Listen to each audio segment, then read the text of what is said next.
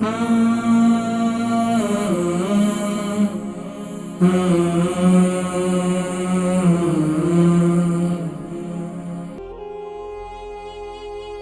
بہن ہیں، ان کی بیٹی ہے رخسانہ کوثر، ان کے اوپر 45 ہے، 9 اسٹون کا وزن ہے، ان کا بلڈ پریشر جو ہے وہ لو رہتا ہے، پھٹوں میں بھی درد رہتا ہے، گردوں میں انفیکشن بھی ہے، 2-3 سال ہو گئے، اور اس کے علاوہ ان کا ہاضمہ بھی خراب رہتا ہے، جلن بھی رہتی ہے،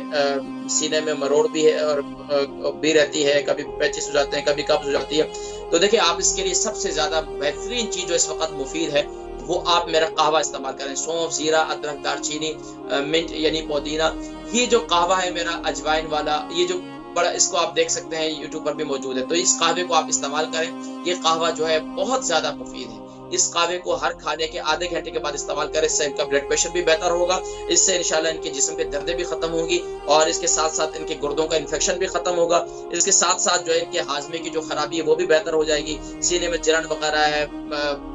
کبھی موشن ہو جاتے ہیں، پیٹ کا نظام درست نہیں ہے، کبھی قبض کی شکایت ہو جاتی ہے، آپ یہ دیکھیں کہ اس سے کافی بہتر ہو جائے گا۔ اگر جب قبض کی شکایت رہتی ہے تو کیسٹر آئل استعمال کریں، بہت زیادہ مفید ہے۔ ناظرین کرام، ماشاءاللہ آج کے ہمارے پروگرام میں جن کے سوالات مجھ تک پہنچے ان کے جوابات دے چکا، اور میری کوشش یہی ہوتی ہے کہ آپ حضرات کو